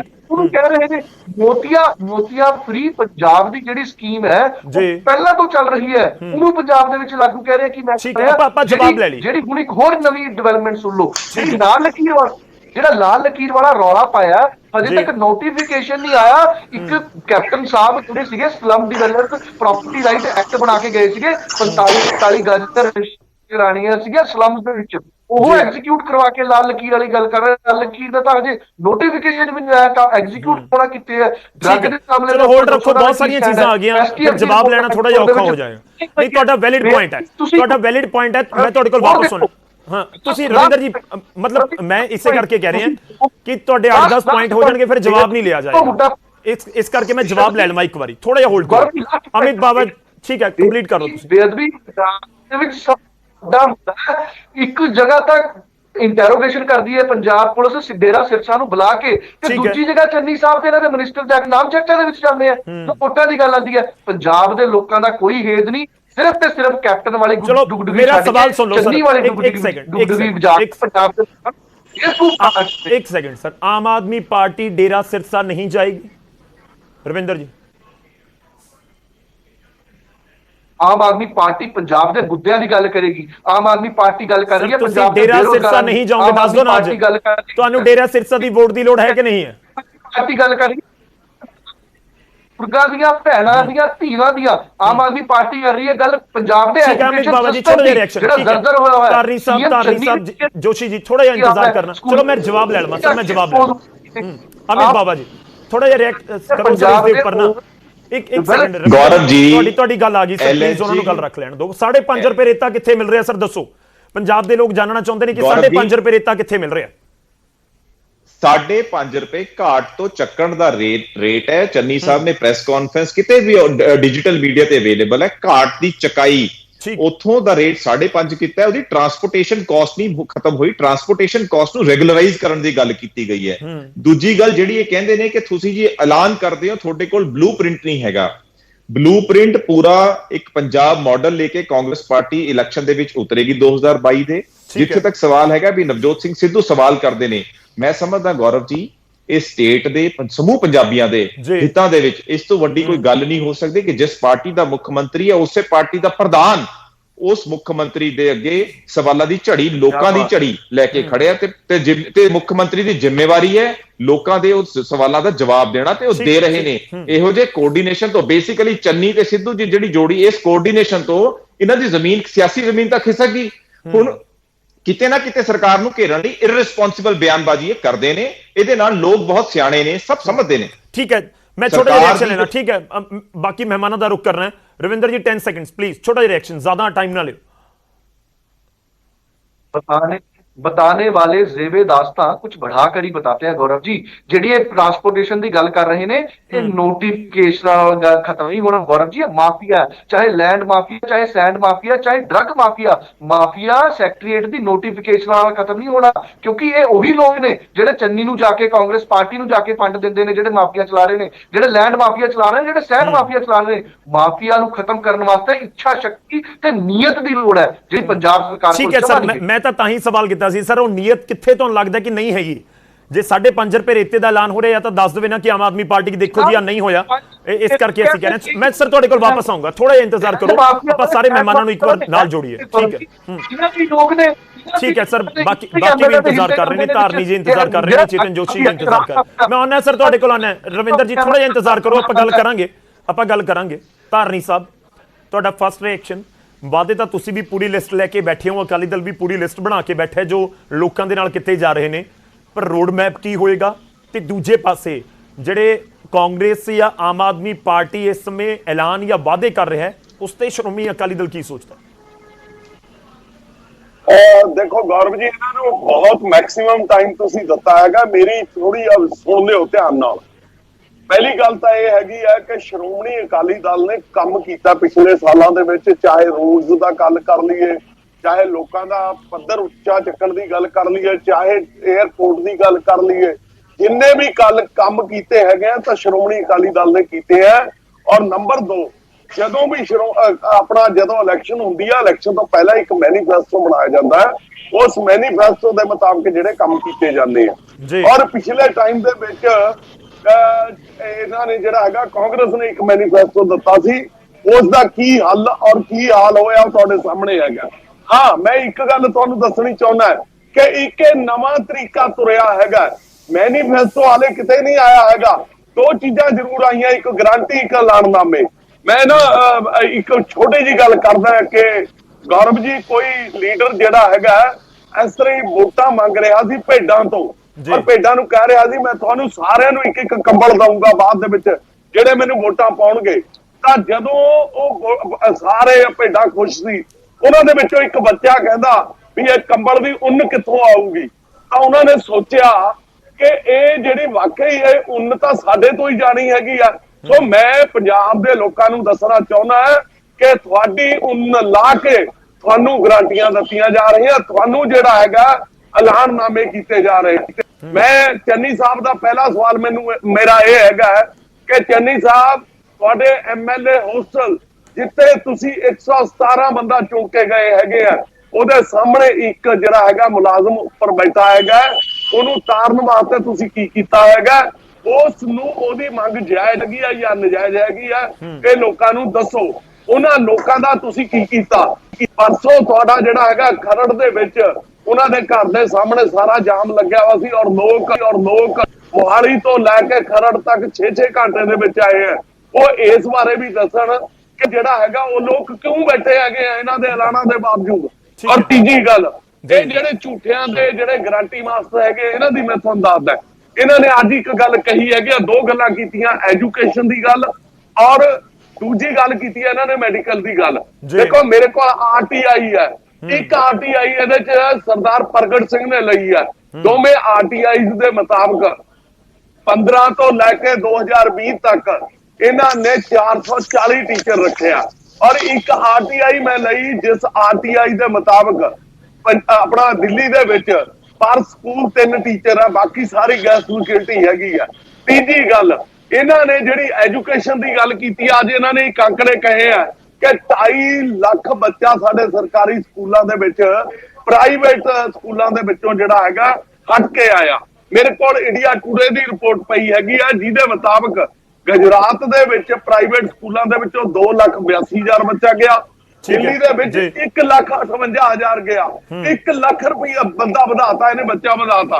ਔਰ ਤੇਲੰਗਾਨਾ ਦੇ ਵਿੱਚ 1,25,000 ਗਿਆ, ਐਮਪੀ ਦੇ ਵਿੱਚ 1,29,000 ਗਿਆ, ਪੰਜਾਬ ਦੇ ਵਿੱਚ 1,85,000 ਬੱਚਾ ਜਿਹੜਾ ਹੈਗਾ ਸੀ ਸਰਕਾਰੀ ਸਕੂਲਾਂ ਦੇ ਵਿੱਚ ਗਿਆ। ਹੁਣ ਇਹਨਾਂ ਦੇ ਰਿਜ਼ਲਟਾਂ ਦੀ ਮੈਂ ਤੁਹਾਨੂੰ ਦੱਸ ਦਵਾਂ, ਰਿਜ਼ਲਟ 1 ਸੈਕਿੰਡ ਬਾਅਦ ਜੀ ਜਿਹੜੇ ਇਹਨਾਂ ਦੇ ਰਿਜ਼ਲਟ ਹੈਗੇ ਆ, ਰਿਜ਼ਲਟ ਜਿਹੜੇ ਮੇਰੇ ਕੋਲ ਇਹਨਾਂ ਦਾ ਜਿਹੜਾ ਉਹ ਪਿਆ ਹੈਗਾ ਉਹ 2011 ਤੋਂ ਲੈ ਕੇ 2020 ਤੱਕ ਦਾ ਪਿਆ। ਇਹਨਾਂ ਦੀ ਜਿਹੜੀ 2018 ਦੀ ਐਜੂਕੇਸ਼ਨ ਦੀ ਪਰਸੈਂਟੇਜ ਜਿਹੜੇ ਉਹ ਕਹਿੰਦੇ ਨਾ ਮੇਰੇ 99% ਵਾਲੇ ਬੱਚੇ ਆ ਰਹੇ ਆ, ਲਓ ਇਹਨਾਂ ਦਾ 10ਵੀਂ ਦਾ ਰਿਜ਼ਲਟ ਹੈਗਾ ਜੀ 68.90% 2018 ਦੇ ਵਿੱਚ ਔਰ 19 ਦੇ ਵਿੱਚ 71.55%, 20 ਦੇ ਵਿੱਚ 82.61%। ਸਾਰੀ ਦੁਨੀਆ ਨੇ ਜ਼ੋਰ ਲਾ ਲਿਆ ਕਿ ਤੁਸੀਂ ਇਸ ਵਾਰ ਦਾ ਜਿਹੜਾ 10ਵੀਂ ਦਾ ਰਿਜ਼ਲਟ ਹੈਗਾ ਉਹ ਡਿਕਲੇਅਰ ਕਰੋ। ਇਹਨਾਂ ਨੇ ਡਿਕਲੇਅਰ ਨਹੀਂ ਕੀਤਾ। ਇਹ ਦਿੱਲੀ ਦਾ ਰਿਜ਼ਲਟ ਹੈ। ਨਹੀਂ ਧਾਰਨੀ ਸਾਹਿਬ, ਤੁਸੀਂ ਦਿੱਲੀ ਦੇ ਸਕੂਲਾਂ ਦਾ ਜ਼ਿਕਰ ਕਰ ਰਹੇ ਹੋ, ਜਿਹੜਾ ਰਿਜ਼ਲਟ ਦੱਸ ਰਹੇ ਹੋ ਦਿੱਲੀ ਦੇ ਸਕੂਲਾਂ ਦਾ। ਬਿਲਕੁਲ ਹਾਂਜੀ, ਦਿੱਲੀ ਦੇ ਸਕੂਲਾਂ ਦਾ ਦੱਸ ਰਿਹਾ। ਚਲੋ ਠੀਕ ਹੈ, ਮੈਂ ਤੁਹਾਡੇ ਕੋਲ ਵਾਪਸ ਆਉਣਾ ਸਰ। ਮੈਂ ਇੱਕ ਵਾਰੀ ਮੈਂ ਚੇਤਨ ਜੋਸ਼ੀ ਨੂੰ ਬਹੁਤ ਇੰਤਜ਼ਾਰ ਕਰ ਰਹੇ ਨੇ, ਬਹੁਤ ਦੇਰ ਦੇ ਬੀਜੇਪੀ ਦੇ ਆਗੂ ਨੇ। ਚੇਤਨ ਜੀ, ਕਿਸਾਨ ਅੰਦੋਲਨ ਜੇ ਸਮਾਪਤੀ ਵੱਲ ਵੱਧਦਾ ਦਿਖ ਰਿਹਾ ਹੈ ਤਾਂ ਬੀਜੇਪੀ ਦੇ ਲਈ ਰਾਹ ਵੀ ਖੁੱਲ ਰਿਹਾ ਹੈ ਪੰਜਾਬ 'ਚ ਆ ਕੇ ਐਲਾਨ ਕਰਨ ਦਾ, ਆਪਣੀ ਗੱਲ ਰੱਖਣ ਦਾ। ਦੱਸੋ ਸਰ, ਕਿਵੇਂ ਦੇਖ ਰਹੇ ਹੋ ਮਾਹੌਲ ਨੂੰ ਪੰਜਾਬ ਦੇ ਇਸ ਸਮੇਂ? ਬੀਜੇਪੀ ਕੀ ਸੋਚ ਰਹੀ ਹੈ? ਤੁਹਾਡੇ ਪਿਟਾਰੇ ਦੇ ਵਿੱਚ ਕੀ ਕੁਝ ਹੈ ਲੋਕਾਂ ਦੇ ਲਈ? ਲੋਕ ਜਾਣਨਾ ਚਾਹੁੰਦੇ ਨੇ। ਦੇਖੋ, ਇੱਕ ਬੜੀ ਸਾਫ਼ ਸਪਸ਼ਟ ਸਿੱਧੀ ਜੀ ਗੱਲ ਆ ਕਿ ਭਾਈ ਨਰਿੰਦਰ ਭਾਈ ਮੋਦੀ ਜੀ ਦੀ ਜਦੋਂ ਸਰਕਾਰ ਚੱਲਦੀ ਪਈ ਆ ਸੈਂਟਰ ਦੇ ਵਿੱਚ, ਤੇ ਨਰਿੰਦਰ ਭਾਈ ਮੋਦੀ ਜੀ ਦੀ ਅਗਵਾਈ ਦੇ ਹੇਠ ਜਿਹੜਾ ਵੀ ਨੁਮਾਇੰਦਾ ਬੀਜੇਪੀ ਪੰਜਾਬ ਦੇ ਵਿੱਚ ਦੇਗੀ, ਜਿਨ੍ਹਾਂ ਨੂੰ ਨੁਮਾਇੰਦਗੀ ਦੇਗੀ, ਉਹਨਾਂ ਦੀ ਨੁਮਾਇੰਦਗੀਆਂ ਦੇ ਵਿੱਚ ਇੱਕ ਜਿੱਤ ਨਜ਼ਰ ਆ ਰਹੀ ਆ, ਇੱਕ ਖੁਸ਼ੀ ਨਜ਼ਰ ਆ ਰਹੀ ਆ। ਔਰ ਅਸੀਂ ਲੋਕ ਉਹ ਸਾਰੇ ਵਾਅਦੇ ਪੂਰੇ ਕਰਾਂਗੇ ਜਿਹੜੇ ਵਾਅਦੇ ਅਸੀਂ ਲੋਕਾਂ ਦੇ ਨਾਲ ਕਰਾਂਗੇ। ਮੈਂ ਆਪਣੇ ਸਾਰੇ ਵੀਰਾਂ ਨੂੰ ਸੁਣਦਾ ਪਿਆ ਸੀ, ਖਾਸ ਤੌਰ ਤੇ ਕਾਂਗਰਸ ਵਾਲਿਆਂ ਨੂੰ ਔਰ ਆਮ ਆਦਮੀ ਪਾਰਟੀ ਵਾਲਿਆਂ ਨੂੰ। ਤੁਸੀਂ ਦੇਖੋ, ਚੰਨੀ ਜੀ ਵੀ ਡਰਾਮੇਬਾਜ਼ ਹੁੰਦੇ ਜਾ ਰਹੇ ਨੇ ਡੇ ਬਾਈ ਡੇ, ਤੇ ਕੇਜਰੀਵਾਲ ਸਾਹਿਬ ਨੂੰ ਤੇ ਵੈਸੇ ਹੀ ਡਰਾਮਿਆਂ ਦਾ ਗੁਰੂ ਕਿਹਾ ਜਾਂਦਾ। ਉਹਦਾ ਕਾਰਨ ਆ ਬਹੁਤ ਵੱਡਾ। ਮੈਨੂੰ ਲੱਗਦਾ ਪਿਆ ਕਿਤੇ ਨਾ ਕਿਤੇ ਚੰਨੀ ਸਾਹਿਬ ਇਹ ਦੱਸਣਾ ਚਾਹੁੰਦੇ ਨੇ ਕਿ 60 ਦਿਨਾਂ ਦੇ ਵਿੱਚ ਸਰਕਾਰ ਨੇ ਬਹੁਤ ਵਧੀਆ ਕੰਮ ਕੀਤਾ, ਯਾਨੀ ਕਿ ਜਿਹੜੀ ਕਾਰਜਕਾਲ ਆ ਉਹ 60 ਦਿਨ ਦਾ ਸਰਕਾਰ ਦਾ। ਪਿਛਲੇ ਜਿਹੜੇ ਮਤਲਬ ਪੌਣੇ 5 ਸਾਲ ਜਿਹੜੇ ਸਰਕਾਰ ਦੇ ਨੇ ਨਾ, ਉਹ ਇਹ ਗਿਣਦੇ ਹੀ ਨਹੀਂ ਪਏ ਵੀ ਉਹ ਚ ਕਾਂਗਰਸ ਦੇ ਹੈਗੇ ਕਿ ਨਹੀਂ ਹੈਗੇ। ਦੇਖੋ ਕਿੱਡੀ ਵੱਡੀ ਗੱਲ, ਆਪਣੇ 60 ਦਿਨਾਂ ਦੇ ਵਿੱਚ ਗੱਲ ਕਰਦੇ ਪਏ ਨੇ। ਦੂਜੇ ਬੰਨੇ ਕੇਜਰੀਵਾਲ ਸਾਹਿਬ, ਇਹ ਵੀ 60 ਦਿਨਾਂ ਤੋਂ ਇਹਨਾਂ ਨੇ ਸ਼ੁਰੂ ਕੀਤਾ ਪੰਜਾਬ ਦੇ ਵਿੱਚ ਆਉਣਾ। ਜਦੋਂ ਲੋਕ ਸਭਾ ਦੀ ਇਲੈਕਸ਼ਨ ਹੋਈਆਂ ਸੀ, ਪੰਚਾਇਤ ਦੀਆਂ ਇਲੈਕਸ਼ਨਾਂ ਦੀ ਪਹਿਲੀਆਂ ਇਲੈਕਸ਼ਨ ਹੋਈਆਂ ਸੀ, ਇਹ ਕੇਜਰੀਵਾਲ ਸਾਹਿਬ ਕਿੱਥੇ ਸੀਗੇ? ਸਿਰਫ ਇਹ ਲੋਕ ਕੁਛ ਨਹੀਂ ਕਰਦੇ। ਮੈਨੂੰ ਜਿੱਥੇ ਤੱਕ ਲੱਗਦਾ ਪਿਆ, ਇੱਕ ਬੜੀ ਸੰਜੀਦਗੀ ਦੇ ਨਾਲ ਮੈਂ ਗੱਲ ਕਰਦਾ ਪਿਆ ਵੀ ਕਿਤੇ ਨਾ ਕਿਤੇ ਮੈਨੂੰ ਲੱਗਦਾ ਪਿਆ ਕਿ ਕੇਜਰੀਵਾਲ ਸਾਹਿਬ ਪੰਜਾਬ ਦੇ ਲੋਕਾਂ ਨੂੰ ਜਾਂ ਤਾਂ ਮੂਰਖ ਸਮਝਦੇ ਨੇ ਜਾਂ ਸਮਝਦੇ ਨੇ ਕਿ ਮੈਂ ਇਹਨਾਂ ਨੂੰ ਆ ਕੇ ਕੋਈ ਵੀ ਗੱਲ ਕਰਾਂਗਾ ਕਹਿਣਗੇ ਬੱਲੇ ਬੱਲੇ ਕੇਜਰੀਵਾਲ ਸਾਹਿਬ ਨੇ ਬਹੁਤ ਵਧੀਆ ਕੰਮ ਕੀਤਾ। ਇਦਾਂ ਦੀ ਕੋਈ ਗੱਲ ਨਹੀਂ ਹੈਗੀ। ਦਿੱਲੀ ਦੇ ਮਾਡਲ ਨੂੰ ਪੰਜਾਬ ਦੇ ਮਾਡਲ ਨਾਲ ਜਦੋਂ ਕੰਪੇਅਰ ਕਰਦੇ ਆ, ਇੱਥੇ ਇੱਕ ਸਮਝਣਾ ਬੜਾ ਟੈਕਨੀਕਲ ਗੱਲ ਆ ਕਿ ਦਿੱਲੀ ਇੱਕ ਪੂਰੀ ਤਰ੍ਹਾਂ ਨਾਲ ਇੱਕ ਸ਼ਹਿਰੀ ਸਟੇਟ ਆ। ਉਹਦੇ ਵਿੱਚ ਇੱਕ ਗਲੀ ਦੇ ਇੱਕ ਬੰਨੇ ਇੱਕ ਕਨਸਟੀਚੁਐਂਸੀ ਪੈਂਦੀ ਹੈ, ਗਲੀ ਦੇ ਦੂਸਰੇ ਪਾਸੇ ਦੂਸਰੀ ਵੀ ਪੈ ਜਾਂਦੀ ਆ। ਲੇਕਿਨ ਪੰਜਾਬ ਦੇ ਵਿੱਚ ਮਾਡਲ ਕਾਮਯਾਬ ਤਾਂ ਨਹੀਂ ਇਹਨਾਂ ਦਾ ਹੁੰਦਾ ਨਜ਼ਰ ਆਉਂਦਾ ਕਿਉਂਕਿ ਪੰਜਾਬ ਦੇ ਵਿੱਚ ਇੱਕ ਹਲਕਾ 25-30 ਕਿਲੋਮੀਟਰ ਤੋਂ ਲੈ ਕੇ 60-60 ਕਿਲੋਮੀਟਰ ਵੱਡਾ ਵੀ ਆ। ਦਿਹਾਤੀ ਏਰੀਆ ਦੀਆਂ ਅੱਡ ਪ੍ਰੋਬਲਮਸ ਨੇ, ਪੇਂਡੂ ਏਰੀਆ ਦੀਆਂ ਅੱਡ ਪ੍ਰੋਬਲਮਸ ਨੇ ਔਰ ਸ਼ਹਿਰ ਦੀਆਂ ਅੱਡ ਪ੍ਰੋਬਲਮਸ ਨੇ। ਸੋ ਤੁਸੀਂ ਇੱਥੇ ਆ ਕੇ ਇਦਾਂ ਦੀਆਂ ਜਿਹੜੀਆਂ ਸ਼ੁਰਲੀਆਂ ਛੱਡ ਦਿੰਦੇ ਜੇ ਨਾ, ਜਿਹੜੀਆਂ ਕਦੀ ਕਹਿੰਦੇ ਅਸੀਂ ਐਜੂਕੇਸ਼ਨ ਦਾ ਇਦਾਂ ਕਰ ਦਾਂਗੇ, ਕਦੀ ਸਿਹਤ ਵਿਭਾਗ ਨੂੰ ਲੈ ਕੇ ਕੁਛ ਨਾ ਕੁਛ ਕਹਿ ਦੇਣਗੇ, ਕਦੀ 1-1000 ਰੁਪਏ ਨਾ ਕਦੀ ਕੁਛ। ਸੋ ਇੱਥੇ ਮੈਨੂੰ ਇਦਾਂ ਲੱਗਦਾ ਪਿਆ ਵਾ ਜਾਂ ਤੇ ਇਹਨਾਂ ਦੀ ਮਾਨਸਿਕਤਾ ਹਿਲ ਗਈ ਆ ਥੋੜੀ ਜਿੰਨੀ, ਜਾਂ ਇਹ ਪੰਜਾਬ ਦੇ ਲੋਕਾਂ ਨੂੰ ਥੋੜਾ ਮੂਰਖ ਸਮਝਦੇ ਨੇ। ਦੇਖੋ ਸਾਡੀਆਂ ਬੁਨਿਆਦੀ ਚੁਣੌਤੀਆਂ ਨੇ, ਪੰਜਾਬ ਜਿਹੜੀਆਂ ਚੁਣੌਤੀਆਂ ਚੋਂ ਨਿਕਲਦਾ ਪਿਆ ਦੇਖੋ ਚੇਤਨ ਜੀ, ਉਹਨਾਂ ਚੁਣੌਤੀਆਂ ਦੇ ਵਿੱਚ ਕਾਂਗਰਸ ਵੀ ਭੱਜਦੀ ਪਈ ਹੈ। ਤੁਹਾਨੂੰ ਵਾਕਈ ਲੱਗਦਾ ਕਿ ਅਸੀਂ ਇਸ ਕਰਕੇ ਕਿਸੇ ਚੀਜ਼ ਨੂੰ ਵਧੀਆ ਨਾ ਲੈਣ ਬਾਰੇ ਸੋਚਣ ਪੰਜਾਬ ਦੇ ਲੋਕ ਕਿ ਅਸੀਂ ਦਿੱਲੀ ਨਾਲੋਂ ਸਾਡਾ ਸਟੇਟ ਉਸ ਤਰੀਕੇ ਦਾ ਨਹੀਂ ਹੈ? ਜੀਓਗ੍ਰਾਫੀਕਲੀ ਤੁਸੀਂ ਚੁਣੌਤੀਆਂ ਦੱਸ ਰਹੇ ਹੋ, ਇਹ ਤਾਂ ਕੋਈ ਮਤਲਬ ਤੁਸੀਂ ਕਹਿ ਸਕਦੇ ਹੋ ਕਿ ਐਕਸਕਿਊਜ਼ ਨਹੀਂ। ਦੇਖੋ ਇਹ ਚੁਣੌਤੀਆਂ ਨੇ, ਦਿੱਲੀ ਕੋਲ ਪੈਸਾ ਹੋਏਗਾ, ਠੀਕ ਹੈ, ਸਾਡਾ ਥੋੜੀ ਕਸੂਰ ਹੈ, ਅਸੀਂ ਪੰਜਾਬ 'ਚ ਔਰ ਸਾਨੂੰ ਵਧੀਆ ਲੱਗਦਾ ਕਿ ਅਸੀਂ ਪੰਜਾਬੀ ਹਾਂ। ਲੋਕ ਤਾਂ ਇਹ ਸੋਚ ਰਹੇ ਹੋਣਗੇ ਸ਼ੁਕਲਾ ਜੀ, ਠੀਕ ਹੈ, ਪੰਜਾਬ ਦੇ ਵਿੱਚ ਐਜੂਕੇਸ਼ਨ ਸਿਸਟਮ ਦਿੱਲੀ ਤੋਂ ਪੂਰੇ ਇੰਡੀਆ ਤੋਂ ਬੈਟਰ ਹੋਣਾ, ਲੋਕ ਤਾਂ ਇਹ ਕਹਿੰਦੇ ਨੇ ਨਾ। ਸ਼ੁਕਲਾ ਜੀ, ਮੈਂ ਇਹੋ ਕਹਿਣਾ ਪਿਆ, ਸਾਡੇ ਕੋਲ ਜਿਹੜੀਆਂ ਚੁਣੌਤੀਆਂ ਨੇ ਨਾ, ਅਸੀਂ ਉਹਨਾਂ ਚੁਣੌਤੀਆਂ ਨੂੰ ਹੱਲ ਕਰਕੇ ਆਪਣੇ ਪੰਜਾਬ ਦੇ ਮਾਹੌਲ ਨੂੰ ਤਰੱਕੀ ਦੇ ਵੱਲ ਲੈ ਕੇ ਜਾਣਾ। ਮੇਰੀ ਗੱਲ ਪੂਰੀ ਕੰਪਲੀਟ ਕਰ ਲੈਣ, ਕਿਉਂਕਿ ਤੁਸੀਂ ਬਹੁਤ ਘੱਟ ਸਮਾਂ ਦਿੱਤਾ, ਲੇਕਿਨ ਮੈਂ ਜ਼ਿਆਦਾ ਸਮਾਂ ਨਹੀਂ ਲਵਾਂਗਾ। ਦੇ ਜਿਹੜੀਆਂ ਚੁਣੌਤੀਆਂ ਨੇ ਨਾ, ਇਹ ਬਿਨਾਂ ਕਿਸੇ ਵਧੀਆ ਸਰਕਾਰ ਜਾਂ ਐਡਮਿਨਿਸਟ੍ਰੇਸ਼ਨ ਤੋਂ ਇਲਾਵਾ ਇਹ ਚੁਣੌਤੀਆਂ ਦਾ ਹੱਲ ਨਹੀਂ ਹੋ ਸਕਦਾ। ਦਿੱਲੀ ਦੀ ਸਰਕਾਰ ਦੇ ਨੁਮਾਇੰਦੇ ਇੱਥੇ ਆ ਕੇ ਸਿਰਫ ਇਹ ਇਲੈਕਸ਼ਨ ਦਾ ਇੱਕ ਸਟੰਟ ਖੇਡਣ ਆਏ ਨੇ। ਔਰ ਸੁਣੋ, ਦੂਸਰੀ ਗੱਲ, ਤੁਸੀਂ ਜਿਹੜੀਆਂ ਕਿਸਾਨੀ ਦੀ ਗੱਲ ਕੀਤੀ ਹੈ ਨਾ, ਮੈਂ ਇੱਕ ਛੋਟਾ ਜਿਹਾ ਸਵਾਲ ਆਪਣੇ ਕਾਂਗਰਸ ਦੇ ਵੀਰ ਤੋਂ ਪੁੱਛਦਾ ਹਾਂ। 90,000 ਕਰੋੜ ਦਾ ਜਿਹੜਾ ਕਿਸਾਨਾਂ ਦਾ ਤੁਸੀਂ ਵਾਅਦਾ ਕੀਤਾ ਸੀ ਕਰਜ਼ਾ ਮਾਫ ਕਰਨ ਦਾ, ਕੀ ਉਸ 90,000 ਕਰੋੜ ਦੇ ਉੱਤੇ ਕਾਂਗਰਸ ਸਰਕਾਰ ਦਾ ਕੀ ਪ੍ਰਤੀਕਿਰਿਆ ਵਾ, ਪੰਜਾਬ ਸਰਕਾਰ ਦਾ? ਦੂਸਰੀ ਗੱਲ, ਜਿਹੜੀਆਂ ਇਹਨਾਂ ਨੇ ਅੱਜ ਐਜੂਕੇਸ਼ਨਲ ਇੰਸਟੀਚਿਊਟ ਦੇ ਵਿੱਚ ਚੇਅਰਸ ਦਾ ਨਾਮ ਗਿਣਾਤਾ, ਭਗਤ ਕਬੀਰ ਚੇਅਰ, ਦੂਜੀਆਂ, ਇਹਨਾਂ ਨੂੰ ਪੁੱਛੋ ਕਿ ਜਿਹੜੀਆਂ ਪਹਿਲੀਆਂ ਚੇਅਰ ਚੱਲਦੀਆਂ ਪਈਆਂ ਸੀ, ਨਾਮਦੇਵ ਚੇਅਰ, ਹੋਰ ਕਈ ਚੇਅਰਾਂ ਸੀ, ਉਹ ਬੰਦ ਹੋਈਆਂ, ਕਿ ਉਹਨਾਂ ਨੂੰ ਦੁਬਾਰਾ ਸ਼ੁਰੂ ਕਰਨ ਬਾਰੇ ਚੰਨੀ ਜੀ ਨੇ ਉਪਰਾਲਾ ਕੀਤਾ? ਤੀਸਰੀ ਗੱਲ, ਬਹੁਤ ਇੰਪੋਰਟੈਂਟ ਗੱਲ ਹੈ, ਜਿਹੜੇ ਪੰਜਾਬ ਦੇ ਐਨਪੀਏ ਹੋ ਗਏ ਨੇ, ਉਹਨਾਂ ਦੇ ਪੈਸੇ ਕਰੋੜਾਂ ਰੁਪਏ ਕਦੋਂ ਵਾਪਸ ਮਿਲਣਗੇ? ਗੱਲ ਨਹੀਂ ਹੋ ਪਾਉਂਦੀ ਜੇ ਇੱਕ ਜੀ ਮੈਂ ਤਾਂ ਹੀ ਸ਼ੁਰੂਆਤ ਦੇ ਵਿੱਚ ਹੀ ਅਪੀਲ ਕਰ ਦਿੰਦਾ ਹੁੰਦਾ ਕਿ ਜੇ ਆਪਣਾ ਕਮੈਂਟ ਥੋੜਾ ਜਿਹਾ ਛੋਟਾ ਰਹੇਗਾ ਤਾਂ ਗੱਲ ਜ਼ਿਆਦਾ ਹੋ ਸਕੇਗੀ ਔਰ ਆਪਾਂ ਜਵਾਬ ਲੈ ਸਕਾਂਗੇ। ਮੈਂ ਤੁਹਾਡੇ ਕੋਲ ਆਉਣਾ ਹੈ ਬਾਬਾ ਜੀ, ਪਰ ਉਸ ਤੋਂ ਪਹਿਲਾਂ ਧਾਰਨੀ ਸਾਹਿਬ ਕੁਝ ਕਹਿਣਾ ਚਾਹ ਰਹੇ ਨੇ। ਧਾਰਨੀ ਸਾਹਿਬ, ਦੇਖੋ, ਅੱਜ ਜਿਹੜੀ ਹੈਗੀ ਆ ਤੁਹਾਡੇ ਚੈਨਲ ਦੇ ਉੱਤੇ ਥੱਲੇ ਜਿਹੜੀ ਪੱਟੀ ਚੱਲ ਰਹੀ ਹੈਗੀ ਆ, ਉਹਦੇ ਵਿੱਚ ਉਹ ਆ ਰਿਹਾ ਕਿ 7 ਕਿਲੋਵਾਟ ਤੱਕ ਜਿਹੜਾ ਹੈਗਾ ਲੋਕਾਂ ਨੂੰ ਜਿਹੜਾ ਹੈਗਾ 3 ਰੁਪਏ ਜਿਹੜੀ ਹੈਗੀ ਹੈ ਸਸਤੀ ਬਿਜਲੀ ਦਿੱਤੀ ਜਾਊਗੀ। Gaurav ji, as a common ਮੈਨ, ਮੈਂ ਸ਼੍ਰੋਮਣੀ ਅਕਾਲੀ ਦਲ ਦੇ ਤੌਰ ਤੇ ਨਹੀਂ, ਮੈਂ ਕਾਮਨ ਮੈਨ ਦੇ ਤੌਰ ਤੇ ਕਹਿ ਰਿਹਾ ਹੈਗਾ, ਮੇਰਾ ਕੀ ਕਸੂਰ ਹੈਗਾ? ਮੈਂ ਨਾਲੇ ਤਾਂ ਇਨਕਮ ਟੈਕਸ ਪੇ ਕਰ ਰਿਹਾ ਹੈਗਾ, ਮੈਂ ਵੱਧੋ ਵੱਧ ਸਲੈਬ ਇਨਕਮ ਟੈਕਸ ਦੀ ਪੇ ਕਰ ਰਿਹਾ ਹੈਗਾ, ਮੈਂ ਵੱਧੋ ਵੱਧ ਪੈਟਰੋਲ ਤੇ ਵੈਟ ਦੇ ਰਿਹਾ ਹੈਗਾ, ਮੈਂ ਵੱਧੋ ਵੱਧ ਸਾਰਾ ਕੁਝ ਕਰ ਰਿਹਾ। ਉਸ ਦੇ ਬਾਵਜੂਦ ਮੇਰੀ ਜਿਹੜੀ ਹੈਗੀ 7 ਕਿਲੋਵਾਟ ਤੇ ਉੱਪਰ ਬਿਜਲੀ ਹੈਗੀ ਆ, ਮੈਨੂੰ ਦੁੱਗਣੇ ਤਿੱਗਣੇ ਰੇਟ ਲਾ ਕੇ ਬਾਕੀ ਜਿਹੜਾ ਹੈਗਾ ਥੱਲੇ ਵਾਲੀਆਂ ਸਲੈਬਾਂ ਨੂੰ 3 ਰੁਪਏ ਜਿਹੜੀ ਹੈਗੀ ਆ ਸਸਤੀ ਬਿਜਲੀ ਦਿੱਤੀ ਜਾ ਰਹੀ ਆ। ਸਾਰਿਆਂ ਨੂੰ ਦਿੱਤੀ ਜਾਂਦੀ, ਕ੍ਰੀਮੀ ਲੇਅਰ ਕਿਹਾ ਜਾਂਦਾ, ਤੁਸੀਂ ਉਸ ਦੀ ਆਵਾਜ਼ ਚੁੱਕ ਰਹੇ ਹੋ। ਕ੍ਰੀਮੀ ਲੇਅਰ ਕਿਹਾ ਜਾਂਦਾ ਜਿਨ੍ਹਾਂ ਤੁਸੀਂ ਉਹਨਾਂ ਦੀ ਆਵਾਜ਼ ਚੁੱਕ ਰਹੇ ਹੋ। ਕ੍ਰੀਮੀ ਬੜੇ ਖੁਸ਼ ਹੋਣੇ ਕਈ ਲੋਕ ਜਿਨ੍ਹਾਂ ਦਾ 7 ਕਿਲੋਵਾਟ ਤੋਂ ਜ਼ਿਆਦਾ, ਉਹਨਾਂ ਨੇ ਕਿਹਾ ਚਲੋ ਸਾਡੀ ਤਾਂ ਗੱਲ ਕੀਤੀ ਕਿਸੇ ਨੇ ਨਹੀਂ। ਦੇਖੋ, ਮੈਂ ਦੱਸਦਾ ਗੌਰਵ ਜੀ, ਤੁਸੀਂ ਵੀ ਪਿੱਛੇ ਆਉਨੇ ਆ, ਅਸੀਂ ਜੇ ਕ੍ਰੀਮੀ ਲੇਅਰ ਦੇ ਵਿੱਚ ਅਸੀਂ ਮਿਹਨਤ ਕਰਕੇ ਇੱਥੇ ਆਏ ਆ ਨਾ, ਅਸੀਂ ਇਸ ਕਰਕੇ ਮਿਹਨਤ ਦੇ ਨਾਲ ਸਾਰਾ ਕੁਝ ਕੀਤਾ।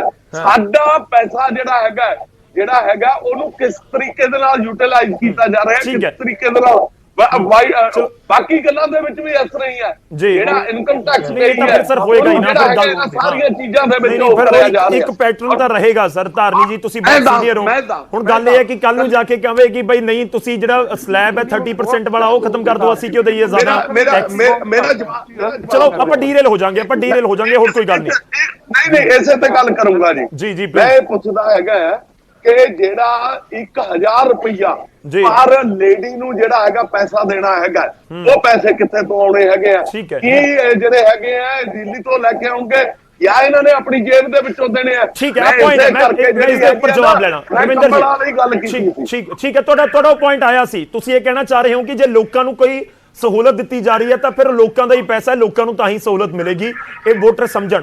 ਰਵਿੰਦਰ ਜੀ, ਇਹ ਬਾਰ-ਬਾਰ ਗੱਲ ਹੋ ਰਹੀ ਹੈ ਕਿ ਤੁਸੀਂ 1000 ਰੁਪਏ ਪੰਜਾਬ ਦੀਆਂ ਮਹਿਲਾਵਾਂ ਨੂੰ ਦੇਣ ਦਾ ਜ਼ਿਕਰ ਕਰਦੇ ਹੋ, ਪਰ ਦਿੱਲੀ 'ਚ ਕਿਉਂ ਨਹੀਂ? ਹੁਣ ਤੱਕ ਅਜਿਹਾ ਕਿਉਂ ਇੰਪਲੀਮੈਂਟ ਨਹੀਂ ਹੋਇਆ? जितना जाएगा उससे पॉलिसी फ्रेमवर्क चल रहा है, मैथमेटिक्स मैप हो रहा है उससे, ਤੁਹਾਨੂੰ ਇਹ ਖੁਸ਼ਖਬਰੀ ਵੀ ਸੁਣਾ ਦਾਂਗੇ। ਪਰ ਉਸ ਤੋਂ ਪਹਿਲਾਂ ਮੈਂ ਦੋਨੋਂ ਗੱਲ ਦੇ ਜਵਾਬ ਦੇ ਤੁਸੀਂ ਸਵਾਲ ਕੀਤਾ ਸੀਗਾ ਮਾਫੀਆ ਕਿੱਦਾਂ ਨਹੀਂ ਖਤਮ ਹੋ ਰਿਹਾ ਉਹਦੇ ਬਾਰੇ। ਮੈਂ ਇੱਕ ਸੈਕਿੰਡ, ਮੈਨੂੰ ਲੱਗ ਰਿਹਾ ਕਿ ਸ਼ਾਇਦ ਸਾਡੇ ਕਿਸੇ ਦਰਸ਼ਕ ਜੀ ਮੈਨੂੰ ਰਵਿੰਦਰ ਜੀ ਲੱਗ ਰਿਹਾ ਕਿ ਸ਼ਾਇਦ ਸਾਡੇ ਕਿਸੇ ਮਹਿਮਾਨ ਨੇ ਸ਼ਾਇਦ ਟੀਵੀ ਦਾ ਵੋਲਿਊਮ ਔਨ ਕੀਤਾ ਹੋਇਆ, ਉਹਨੂੰ ਆਫ ਕਰ ਦਿਓ ਤਾਂ ਕਿ ਗੱਲ ਹੋ ਸਕੇ। ਬਿਲਕੁਲ ਰਵਿੰਦਰ ਜੀ ਮੇਰੀ ਆਵਾਜ਼। ਹਾਂਜੀ, ਮੈਂ ਜਿਹੜੀ ਗੱਲ ਕਹਿ ਰਿਹਾ ਸੀਗਾ ਕਿ ਮਾਫੀਆ ਦੇਖੋ ਨੋਟੀਫਿਕੇਸ਼ਨ ਤਾਂ ਸੈਕਟਰੀਏਟ ਛੱਡ ਕੇ ਚਾਹੇ 50 ਕੱਢ ਦਿਓ, ਵੈਸੇ ਵੀ ਡਰੱਗਸ ਵੇਚਣਾ ਕਿਹੜਾ ਲੀਗਲ ਹੈ, ਪਰ ਉਸਦੇ ਉੱਪਰ ਐਡਾ ਵੱਡਾ ਮਾਫੀਆ ਹੈ। ਵੈਸੇ ਵੀ ਮਾਈਨਿੰਗ ਜਿਹੜੀ ਕਿਹੜਾ ਉਹ ਲੀਗਲ ਹੈ, ਇੱਕ ਉਸ ਤੋਂ ਬਾਅਦ ਜਿਹੜੀ ਖੱਡਾਂ ਦੇ ਵਿੱਚ ਨਜਾਇਜ਼ ਕਰੀ ਠੇਕੇ ਤੋਂ ਬਗੈਰ ਜਿਹੜੀ ਮਾਈਨਿੰਗ ਕੀਤੀ ਜਾਂਦੀ ਹੈ ਉਹ ਇਲੀਗਲ ਹੈ, ਪਰ ਉਹਦੇ ਉੱਪਰ ਵੀ ਕੰਮ ਚੱਲ ਰਿਹਾ, ਲੋਕ ਕਰਦੇ ਨੇ। ਸੈਂਡ ਮਾਫੀਆ ਇਦਾਂ ਹੀ ਲੈਂਡ ਦਾ ਮਾਫੀਆ, ਕਿੱਦਾਂ ਜਿਹੜੇ ਟ੍ਰਾਈ ਸਿਟੀ ਹੈ ਜਾਂ ਜਿਹੜੀ ਸ਼ਹਿਰ ਡਿਵੈਲਪ ਹੋ ਆਊਟਸਕਰਟਸ ਦੇ ਕਿਸਾਨਾਂ ਭੋਲੇ ਭਾਲੇ ਕਿਸਾਨਾਂ ਤੋਂ ਛੋਟੀ ਲੈਂਡ ਕੇ ਅਨਆਰਗਨਾਈਜ਼ਡ ਕਲੋਨੀਆਂ ਡਿਵੈਲਪ ਕਰਕੇ, ਇਹ ਐਕਚੁਅਲ 'ਚ ਮਾਫੀਆ ਬਣਦਾ ਕਿੱਥੋਂ ਹੈ? ਗੌਰਵ ਜੀ, ਇਹ ਮਾਫੀਆ ਬਣਦਾ ਸਰਕਾਰ ਦੇ ਵਿੱਚ ਬੈਠੇ ਲੋਕਾਂ ਤੋਂ। ਤੇ ਸਰਕਾਰ ਦੇ ਵਿੱਚ ਹੁਣ ਤੁਸੀਂ ਦੇਖੋ ਬਲੌਂਗੀ ਦੇ ਵਿੱਚ ਸਿੱਧੂ ਸਾਹਿਬ ਦੇ ਉੱਪਰ ਬਲਬੀਰ ਸਿੰਘ ਸਿੱਧੂ ਸੀਗੇ, 100 ਕਰੋੜ ਰੁਪਏ ਦੀ ਜ਼ਮੀਨ ਉਹਨਾਂ ਦੇ ਉੱਪਰ ਗਬਨ ਕਰਨ ਦਾ ਜਿਹੜਾ ਹੈਗਾ ਉਹ ਆਰੋਪ ਲੱਗਿਆ। ਦੱਸੋ ਮੈਨੂੰ ਉਹਦਾ ਕੀ ਬਣਿਆ? ਰਾਜਪੁਰੇ ਦੇ ਵਿੱਚ ਮੈਂ ਤੁਹਾਨੂੰ ਦੱਸ ਦਿੰਦਾ, ਲੈਂਡ ਜਿਹੜੀ ਪਈ ਸੀਗੀ ਉੱਥੇ ਗ੍ਰੀਨ ਬੈਲਟ ਦੀ ਲੈਂਡ ਸੀਗੀ, 100 ਕਰੋੜ ਰੁਪਏ ਦੀ ਲੈਂਡ ਸੀਗੀ, ਐਮਐਲਏ ਦੇ ਉੱਪਰ ਸਿੱਧੇ ਪਰ ਗੱਲ ਇਹ ਕਿ ਤੁਸੀਂ ਇਲਜ਼ਾਮ ਲਗਾ ਰਹੇ ਹੋ ਸਰ, ਹੁਣ ਕੱਲ ਨਹੀਂ ਤੁਸੀਂ ਇਲਜ਼ਾਮ ਲਗਾ ਰਹੇ ਹੋ, ਪਰ ਤੁਸੀਂ ਇਹ ਕਿਵੇਂ ਸ਼ੋਰਟੀ ਦੇ ਸਕਦੇ ਹੋ ਕਿ ਕੱਲ ਨੂੰ ਨਹੀਂ ਹੋਏਗਾ? ਬਾਕੀ ਕਿਸੇ ਪਾਰਟੀ ਦੀ ਸਰਕਾਰ ਬਣ ਗਈ, ਜੇ ਇਲਜ਼ਾਮ ਅੱਜ ਲੱਗ ਰਹੇ ਨੇ ਤਾਂ ਕੱਲ ਨੂੰ ਵੀ ਲੱਗ ਸਕਦੇ ਨੇ। ਮਾਡਲ ਹੀ ਕਰਪਸ਼ਨ ਖਤਮ ਕਰਨ ਦਾ ਮਾਡਲ ਹੈ, ਗੱਲ ਹੀ ਕਰਪਸ਼ਨ ਖਤਮ ਕਰਨ ਦੀ ਗੱਲ ਹੈ। ਹੁਣ ਜਿਹੜਾ ਘਨੌਰ ਤੋਂ ਐਮਐਲਏ ਹੈ ਜੀ, थोड़ा नेटवर्क इशू लग रहा है रविंदर जी, ਤੁਹਾਡੀ ਆਵਾਜ਼ नहीं आ रही। अमित बाबा जी, मेरे को बहुत थोड़ा टाइम है सर, छोटा छोटा रिएक्शन चाहूंगा मैं। चेतन जोशी जी एक रिएक्शन लेना है। अमित बाबा जी, लगातार जिक्र हो रहा है कि ਜਿਹੜੇ ਤੁਸੀਂ ਐਲਾਨ ਕਰ ਰਹੇ ਹੋ, ਇੱਕ ਤਾਂ ਤੁਸੀਂ 70 ਦਿਨ ਦੀ ਗੱਲ ਨਾ ਕਰੋ, 5 ਸਾਲ ਦੀ ਕਰੋ। ਦੂਜੀ ਗੱਲ ਕਿ ਜਿਹੜੇ ਤਾਂ ਤੁਸੀਂ ਐਲਾਨ ਕਰ ਦਿੱਤੇ ਕਿ ਅਸੀਂ 5.5 ਰੁਪਏ ਰੇਤਾ ਦਵਾਂਗੇ ਜਾਂ ਪੈਟਰੋਲ ਸਸਤਾ ਕਰ ਦਿੱਤਾ, ਇਹ ਪਰ ਜਿਹੜੇ ਜਿਨ੍ਹਾਂ ਦੇ ਪਿੱਛੇ ਬਹੁਤ ਵੱਡਾ ਬਜਟ ਹੈ ਉਸ ਨੂੰ ਲੈ ਕੇ ਸਵਾਲ ਪੁੱਛੇ ਜਾ ਰਹੇ ਨੇ ਕਿ ਉਹ ਬਜਟ ਕਿੱਥੋਂ ਆਏਗਾ। ਦੇਖੋ ਅਕਾਲੀ ਦਲ ਦੇ ਨੁਮਾਇੰਦੇ ਬੈਠੇ ਨੇ, ਉਹ ਐਗਜ਼ਾਮਪਲ ਵੀ ਦੇ ਰਹੇ ਸੀ ਕਿ ਲੋਕਾਂ ਤੱਕ ਇਹ ਗੱਲ ਪਹੁੰਚ ਜਾਏ। ਗੌਰਵ ਜੀ, ਜਿਹੜੀ ਇੱਕ ਸਭ ਤੋਂ ਵੱਡੀ ਸਮੱਸਿਆ ਅੱਜ ਹਿੰਦੁਸਤਾਨ ਤੇ ਪੰਜਾਬ ਦੇ ਪੋਲੀਟੀਕਲ ਸਿਸਟਮ ਦੀ ਹੈ, ਉਹ ਹੈਗੀ ਹੈ ਕ੍ਰੈਡੀਬਿਲਿਟੀ ਕ੍ਰਾਈਸਿਸ। ਸਭ ਤੋਂ ਇੰਪੋਰਟੈਂਟ ਹੁੰਦੀ ਹੈ ਲੀਡਰਸ਼ਿਪ ਦੀ, ਸਿਆਸੀ ਲੀਡਰਾਂ ਦੀ ਜ਼ੁਬਾਨ ਦੀ ਕ੍ਰੈਡੀਬਿਲਿਟੀ, ਸੰਜੀਦਗੀ। ਮੈਂ ਛੋਟੀ ਜਿਹੀ ਉਦਾਹਰਣ ਦਿੰਦਾ, ਕੇਂਦਰ ਸਰਕਾਰ ਨੇ ਪੈਟਰੋਲੀਅਮ ਪ੍ਰਾਈਸਿਸ ਜਿਹੜੇ ਪ੍ਰੋਡਕਟਸ ਨੇ ਪੈਟਰੋਲ ਡੀਜ਼ਲ, ਉਹਨਾਂ ਤੇ ਐਕਸਾਈਜ਼ ਡਿਊਟੀ 1 ਨਵੰਬਰ ਨੂੰ ਘਟਾਈ ਸੀਗੀ ਬਿਨਾਂ ਕਿਸੇ ਧਰਨੇ ਪ੍ਰਦਰਸ਼ਨ ਦੇ, ਬਿਨਾਂ ਕਿਸੇ ਡਿਮਾਂਡ ਦੇ। ਪੰਜਾਬ ਸਰਕਾਰ ਨੇ 5 ਨਵੰਬਰ ਨੂੰ ਪ੍ਰੈਸ ਕਾਨਫਰੰਸ ਕਰਕੇ ਪੈਟਰੋਲ ਡੀਜ਼ਲ ਤੇ ਵੈਟ ਘਟਾ ਕੇ ਸਟੇਟ ਵੱਲੋਂ ਰੇਟ ਘਟਾਤੇ। ਠੀਕ ਹੈ, ਇਹ ਉਹੀ ਕੇਜਰੀਵਾਲ ਜੋ ਪੰਜਾਬ ਚ ਆ ਕੇ ਵੱਡੇ ਵੱਡੇ ਵਾਅਦੇ ਕਰਦਾ ਹੈ। ਮੈਂ ਬਹੁਤ ਨਿਮਰਤਾ ਨਾਲ ਸਵਾਲ ਪੁੱਛਦਾ ਹਾਂ, ਇਹਨਾਂ ਨੇ 1 ਮਹੀਨਾ ਟੱਪਣ ਤੋਂ ਬਾਅਦ ਹੁਣ ਕੱਲ 30 ਤਰੀਕ ਨੂੰ ਐਲਾਨ ਕੀਤਾ ਵੈਟ ਘਟਾਉਣ ਦਾ। 1 ਮਹੀਨੇ ਦਾ ਇਹ ਕਿਤੇ ਸੁੱਤੇ ਪਏ ਸੀਗੇ ਜੀ। ਗੱਲ ਆਂਦੀ ਹੈ ਸੰਜੀਦਗੀ ਦੀ। ਨਹੀਂ, ਤੁਹਾਡੀ ਨੀਅਤ ਤੇ ਸਵਾਲ ਚੁੱਕਦੇ ਨੇ ਸਰ ਕਿ ਨੀਅਤ ਨਹੀਂ ਹੈ ਤੁਹਾਡੀ ਕੰਮ ਕਰਨ ਦੀ। ਤੁਹਾਡੇ ਉਹਨਾਂ ਨੇ ਉਹ ਵੀ ਜ਼ਿਕਰ ਕਰ ਦਿੱਤਾ ਕਿ ਤੁਸੀਂ ਕਹਿੰਦੇ ਹੋ ਕਿ ਪੈਸਾ ਨਹੀਂ ਹੈ, ਫਿਰ ਤੁਸੀਂ ਕਹਿੰਦੇ ਹੋ ਕਿ ਪੈਸਾ ਬਹੁਤ ਹੈ ਖਜ਼ਾਨੇ 'ਚ, ਸੀਐਮ ਕਹਿੰਦੇ ਨੇ, ਤੇ ਸਿੱਧੂ ਆ ਕੇ ਬੋਲ ਦਿੰਦੇ ਕਿ ਨਹੀਂ ਪੈਸਾ ਤਾਂ ਹੈ ਹੀ ਨਹੀਂ। ਉਹ ਕਹਿ ਰਹੇ ਆ ਕਿ ਤੁਹਾਡੀ ਜਿਹੜੀ ਜਿਹੜੇ ਐਲਾਨ ਅਸੀਂ ਕਰ ਰਹੇ ਨੇ ਉਹ ਪ੍ਰੋਪਰ ਪੈਸੇ ਦੀ ਬਜਟਿੰਗ ਕਰਕੇ ਹੋ ਰਹੇ ਨੇ। ਹਾਂ, ਕੁਝ ਚੀਜ਼ਾਂ ਪਾਈਪਲਾਈਨ ਦੇ ਵਿੱਚ ਉਹਨਾਂ ਲਈ ਰੈਵਨਿਊ ਜਨਰੇਟ ਕਰਨ ਦੀ ਲੋੜ ਹੈ। ਜਿੱਥੇ ਪੰਜਾਬ ਮਾਡਲ ਦੀ ਗੱਲ ਆਉਂਦੀ ਹੈ, ਜਦੋਂ ਕਿੱਥੋਂ ਆਏਗਾ ਨਾ ਸਰ, ਉਹ ਕਿੱਥੋਂ ਆਏਗਾ, ਪੈਸਾ ਕਿੱਥੋਂ ਆਏਗਾ? ਇਹੀ ਤਾਂ ਪੰਜਾਬ ਮਾਡਲ ਹੈ। ਜਦੋਂ ਅਸੀਂ ਕਹਿੰਦੇ ਰੇਤਾ ਸਰਕਾਰੀ ਕਰ ਦੋ, ਆਪਣਾ ਸ਼ਰਾਬ ਸਰਕਾਰੀ ਕਰ ਦੋ। ਹੁਣ ਮੈਂ ਛੋਟੀ ਜਿਹੀ ਉਦਾਹਰਨ ਦਿੰਦਾ, ਬਹੁਤ ਛੋਟੀ ਜੀ। ਪੰਜਾਬ ਦਾ ਜਿਹੜਾ ਟਰਾਂਸਪੋਰਟ ਮਹਿਕਮਾ ਹੈ, ਪੰਜਾਬ ਦਾ ਟਰਾਂਸਪੋਰਟ ਮਹਿਕਮਾ ਪਿਛਲੇ 10 ਸਾਲਾਂ ਤੋਂ ਘਾਟੇ 'ਚ ਚੱਲ ਰਿਹਾ ਸੀ। ਇੱਕ ਦਿਨ 'ਚ ਉਹਦੀ ਆਮਦਨ 16 ਲੱਖ 48 ਲੱਖ, ਅੱਜ 1.5 ਕਰੋੜ ਰੁਪਏ ਵੱਧ ਗਈ। ਕਿੱਥੋਂ? ਇਹ ਉਹੀ ਬਾਦਲ ਨੇ ਜਿਨ੍ਹਾਂ ਦੀਆਂ ਇੱਕ ਪਰਮਿਟ ਤੇ 30 ਬੱਸਾਂ ਚੱਲਦੀ ਸੀਗੀਆਂ। ਉਹ ਲੋਕਾਂ ਦਾ ਪੈਸਾ ਜਿਹੜਾ ਨਿੱਜੀ ਜੇਬਾਂ 'ਚ ਜਾ ਰਿਹਾ ਸੀ, ਕਾਂਗਰਸ ਪਾਰਟੀ ਦੇ ਸਰਕਾਰ ਲੋਕ ਸਵਾਲ ਪੁੱਛਣਗੇ ਕਿ ਜੇ ਨਹੀਂ ਸਰ, ਲੋਕ ਇਹ ਵੀ ਸਵਾਲ ਪੁੱਛਣਗੇ ਕਿ ਜੇਕਰ ਇਹ ਰਾਜਾ ਵੜਿੰਗ ਦੇ ਆਉਣ ਤੋਂ ਬਾਅਦ ਹੋਇਆ ਤਾਂ ਪਿਛਲੇ 4.5 ਸਾਲ 'ਚ ਫਿਰ ਨੁਕਸਾਨ ਹੋਇਆ ਨਾ, ਉਹਦੀ ਵੀ ਕੋਈ ਭਰਪਾਈ ਕਰੇਗਾ ਕਿ ਨਹੀਂ? ਚੇਤਨ ਜੋਸ਼ੀ, ਮੇਰੇ ਕੋਲ ਸਮਾਂ ਖਤਮ ਹੋ ਰਿਹਾ, ਧਾਰਨੀ ਸਾਹਿਬ ਆਉਣਾ ਹੈ। ਚੇਤਨ ਜੋਸ਼ੀ, ਛੋਟਾ ਜਿਹਾ ਕਮੈਂਟ, ਤੁਸੀਂ ਕੁਝ ਕਹਿਣਾ ਚਾਹ ਰਹੇ ਸੀ? ਦੇਖੋ, ਮੈਂ ਇੱਥੇ ਇਹ ਗੱਲ ਕਹਿਣਾ ਚਾਹੁੰਦਾ ਵਾਂ, ਅੱਜ ਜਿਸ ਤਰ੍ਹਾਂ ਚੰਨੀ ਸਾਹਿਬ ਨੇ ਵੱਖ-ਵੱਖ ਗੁਰੂਆਂ ਪੀਰਾਂ ਦੇ ਨਾਮ ਗਣਾਏ, ਚਿਹਰਿਆਂ ਦੇ ਨਾਮ ਗਣਾਏ ਨੇ, ਇੱਕ ਛੋਟਾ ਜਿਹਾ ਸਵਾਲ ਆ ਇਹਨਾਂ ਵਾਸਤੇ, ਔਰ ਕੇਜਰੀਵਾਲ ਸਾਹਿਬ ਨੂੰ ਵੀ ਸਵਾਲ ਮੈਂ ਕਰਦਾ ਵਾਂ ਕਿ ਜਿਹੜੀ ਪਠਾਨਕੋਟ ਤੋਂ ਇਹਨਾਂ ਨੇ ਰੈਲੀ ਸ਼ੁਰੂ ਕੀਤੀ ਹੈ, ਕੀ ਉਸ ਏਰੀਏ ਤੋਂ ਮਾਝੇ ਤੇ ਜਿਹੜਾ ਬਾਰਡਰ ਵੱਲ ਦਾ ਸਰਹੱਦੀ ਏਰੀਆ ਆਉਂਦਾ ਉਹਦੇ ਬਾਰੇ ਜਾਣਕਾਰੀ ਉਹਨਾਂ ਨੂੰ ਹੈਗੀ। ਦੂਜੀ ਗੱਲ ਮੇਰਾ ਇੱਥੇ ਇੱਕ ਗੱਲ ਇਹ ਆਉਂਦੀ ਹੈ ਕਿ ਪੰਜਾਬ ਦੇ ਵੱਖ-ਵੱਖ ਪੀਰਾਂ ਫਕੀਰਾਂ ਦੀ ਇਹਨਾਂ ਨੇ ਅੱਜ ਗੱਲ ਕਰਕੇ ਉਦਾਹਰਨਾਂ ਦੇ ਕੇ ਗੱਲਾਂ ਕੀਤੀਆਂ ਚੇਅਰਸ ਦੀਆਂ। ਤੁਸੀਂ ਗੌਰਵ ਜੀ ਦੇਖੋ ਪੰਜਾਬ ਦੇ ਵਿੱਚ ਕਿੰਨਾ ਹਿਸਟੋਰੀਕਲ ਪਲੇਸ ਆ, ਕਿੰਨੀਆਂ ਐਸੀਆਂ ਥਾਵਾਂ, ਕਿਆ ਇਹਨਾਂ ਦੀ ਕੋਈ ਟੂਰਿਜ਼ਮ ਪਾਲਿਸੀ ਹੈਗੀ ਉਹਨੂੰ ਲੈ ਕੇ? ਕਿਆ ਇਹਨਾਂ ਨੂੰ ਲੱਗਦਾ ਪਿਆ ਵਾ ਕਿ ਪੰਜਾਬ ਦੇ ਵਿੱਚ ਬਿਜਵਾੜਾ ਵਿੱਚ ਬੈਜੂ ਬਾਵਰਾ ਜੀ ਦੀ ਗੱਲ ਆਉਂਦੀ ਆ, ਜੇ ਅਸੀਂ ਡੇਰਾ ਬਾਬਾ ਨਾਨਕ ਵੱਲ ਚੱਲਦੇ ਆ ਉੱਥੇ ਕਲਾਨੌਰ ਜਿੱਥੇ ਕਿ ਭੋਲੇ ਸ਼ੰਕਰ ਦਾ ਇੱਕ ਮੰਦਿਰ ਆ, ਜਿੱਥੇ ਤਾਜਪੋਸ਼ੀ ਹੋਈ ਸੀ ਅਕਬਰ ਦੀ, ਬਟਾਲਾ ਇੱਕ ਸ਼ਹਿਰ ਆ ਜਿਹਨੂੰ ਬਾਬੇ ਨਾਨਕ ਦਾ ਕੰਧ ਸਾਹਿਬ ਜਿੱਥੇ ਵਿਆਹ ਹੋਇਆ ਕੰਧ ਸਾਹਿਬ ਗੁਰਦੁਆਰਾ ਰੱਖਿਆ ਜਾਂਦਾ। ਇਸ ਤਰ੍ਹਾਂ ਹੀ ਪੰਜਾਬ ਦੇ ਵੱਖ-ਵੱਖ ਖੇਤਰਾਂ ਦੇ ਵਿੱਚ ਇੰਨੀਆਂ ਹਿਸਟੋਰੀਕਲ ਪਲੇਸਿਸ ਨੇ, ਇੱਕ ਵੀ ਇਹਨਾਂ ਨੇ ਟੂਰਿਜ਼ਮ ਪਾਲਿਸੀ ਨਹੀਂ ਲੈ ਕੇ ਆਂਦੀ। ਸੋ ਸੋਚ ਨਹੀਂ ਹੈਗੀ ਇਹਨਾਂ ਦੀ। ਸੋ ਕੇਜਰੀਵਾਲ ਜਿੱਥੇ ਡਰਾਮੇਬਾਜ਼ ਆ ਉੱਥੇ ਚੰਨੀ ਸਾਹਿਬ ਵੀ ਹੌਲੀ-ਹੌਲੀ तारनी साहब छोड़ो एक मिनट 10 सेकंड मेरे को समय खत्म हो चले। ठीक है गौरव जी मेरा गौरव जी ਇੱਕੋ ਗੱਲ ਹੈਗੀ ਹੈ ਕਿ ਜਿਸ ਦਿਨ ਚੰਨੀ ਸਾਹਿਬ ਨੇ ਰੇਟ ਦਾ 5.5 ਰੁਪਏ ਰੇਟ ਕੀਤਾ ਸੀ, ਉਸੇ ਟਾਈਮ ਤੇ ਸਿੱਧੂ ਸਾਹਿਬ ਨੇ ਉਹਨਾਂ ਦਾ ਮਾਈਕ ਫੜ ਕੇ ਇੱਕ ਗੱਲ ਕਹੀ ਸੀ ਕਿ ਮਾਫੀਆ ਰੇਟ ਦਾ ਨਹੀਂ, ਮਾਫੀਆ ਟਰਾਂਸਪੋਰਟ ਦਾ ਹੈ। ਮੈਂ ਬਿਲਕੁਲ ਕਹੂੰਗਾ ਇਹ ਜਿਹੜੀਆਂ ਜਿੱਤ ਬਣਾ ਰਹੇ ਨਾ ਜੀ ਰਾਜਾ ਵੜਿੰਗ ਨੇ ਇਹ ਕਰਤਾ। ਮੈਂ ਇਹਨਾਂ ਨੂੰ ਪੁੱਛਦਾ ਵੀ ਟਰਾਂਸਪੋਰਟ ਦੇ ਵਿੱਚ ਟਰੱਕ ਟਿੱਪਰ ਵੀ ਆਉਂਦੇ ਆ ਕਿ ਨਹੀਂ ਆਉਂਦੇ? ਇੱਕ ਟਿੱਪਰ ਦੀ ਰਜਿਸਟ੍ਰੇਸ਼ਨ ਦੇ ਉੱਤੇ 5 ਟਿੱਪਰ ਚੱਲ ਰਹੇ ਆ, 5 ਟਿੱਪਰ। ਇਹ ਉਹਦਾ ਕਢਾ ਲੈਣ। ठीक है बाबा जी, ਜਿਹੜਾ ਹੈਗਾ ਕੰਪਨੀ ठीक है बाबा जी 10 सेकंड से मैं वाइंड अप करना है सर प्लीज। एक थोड़ा छोटा एक मिनट जरूरी है। ਪੰਜਾਬ ਦੀ ਟਰੱਕ ਯੂਨੀਅਨ ਆ ਜਾਂ ਪੰਜਾਬ ਦੇ ਕਿਸੇ ਵੀ ਟਰਾਂਸਪੋਰਟ ਸੰਬੰਧੀ ਮਹਿਕਮਿਆਂ ਤੇ ਮੈਂ ਸਮਝਦਾ ਜਿੰਨਾ ਕੰਮ ਪੰਜਾਬ ਦਾ ਕੈਬਨਿਟ ਰਾਜਾ ਮੰਤਰੀ ਆਪਣਾ ਟਰਾਂਸਪੋਰਟ ਮੰਤਰੀ ਰਾਜਾ ਵੜਿੰਗ ਜੀ ਕਰ ਰਹੇ ਨੇ, ਸ਼ਾਇਦ ਜੇ ਉਹਨਾਂ ਦੇ ਕੰਮ ਤੇ ਕੋਈ ਸਵਾਲ ਚੁੱਕਦਾ ਹੈ ਤਾਂ ਉਹ ਸਿਆਸਤ ਨੂੰ ਛੱਡ ਦੋ, ਵੈਸੇ ਇੱਕ ਜ਼ਿੰਮੇਵਾਰ ਪੰਜਾਬੀ ਕਹਾਉਣ ਦੇ ਵੀ ਲਾਇਕ ਨਹੀਂ ਹੈਗਾ। ਇਹ ਗੱਲਾਂ ਜੀ ਬਾਬਾ ਜੀ ਕੋਈ ਬਹੁਤ ਸੰਗਤ ਕਰੋ। ਪੋਲੀਟੀਕਲ ਟਰੱਕ ਯੂਨੀਅਨ ਤਾਂ ਹੈ ਨਹੀਂ ਪੰਜਾਬ 'ਚ। ਅਕਾਲੀਆਂ ਤੋਂ ਜ਼ਿਆਦਾ ਸੰਘ ਦਾ ਠੇਕਾ ਕਿਸੇ ਕੋਲ ਨਹੀਂ ਹੈਗਾ ਜਨਾਬ। ਟਰੱਕ ਯੂਨੀਅਨ ਤਾਂ ਹੈ ਹੀ ਨਹੀਂ ਪੰਜਾਬ 'ਚ। ਕਿਹੜੇ ਟਰੱਕ ਯੂਨੀਅਨ ਦੀ ਗੱਲ ਕਰ ਰਹੇ ਨੇ? ਮੈਨੂੰ ਦੱਸੋ। ठीक है चलो मेरे को समय खत्म हो चले। मैं माफी चाहूंगा, मैं विचाले रोक दिया तारनी साहब ਤੁਹਾਨੂੰ ਵੀ ਬਾਬਾ ਜੀ ਤੁਹਾਨੂੰ ਵੀ। ठीक है मैं विचाले रोकਦੇ ਹਾਂ। ਬਹੁਤ ਬਹੁਤ ਧੰਨਵਾਦ ਸਾਰੇ ਮਹਿਮਾਨਾਂ ਦਾ। ਸਾਡੇ ਰਵਿੰਦਰ ਜੀ ਤੁਹਾਡਾ ਵੀ ਧੰਨਵਾਦ, ਜੋਸ਼ੀ ਸਾਹਿਬ ਤੁਹਾਡਾ ਵੀ ਧੰਨਵਾਦ ਸਾਡੇ ਨਾਲ ਜੁੜਨ ਦੇ ਲਈ, ਇਸ ਗੱਲਬਾਤ ਦੇ ਵਿੱਚ ਸ਼ਾਮਲ ਹੋਣ ਦੇ ਲਈ। ਚੋਣ ਵਾਅਦੇ ਹੋ ਰਹੇ ਨੇ, ਹਰ ਵਾਰ ਹੁੰਦੇ ਨੇ ਜਦੋਂ ਵੀ ਇਲੈਕਸ਼ਨ ਹੁੰਦੇ ਨੇ, ਕੋਈ ਛੋਟੇ ਆਉਣ ਇਲੈਕਸ਼ਨ ਜਾਂ ਵੱਡੇ ਆਉਣ, ਅਸੈਂਬਲੀ ਦੇ ਆਉਣ ਜਾਂ ਲੋਕ ਸਭਾ ਦੇ ਆਉਣ, ਤਾਂ ਇਸ ਵਾਰੀ ਵੀ ਵਾਅਦੇ ਹੋ ਰਹੇ ਨੇ।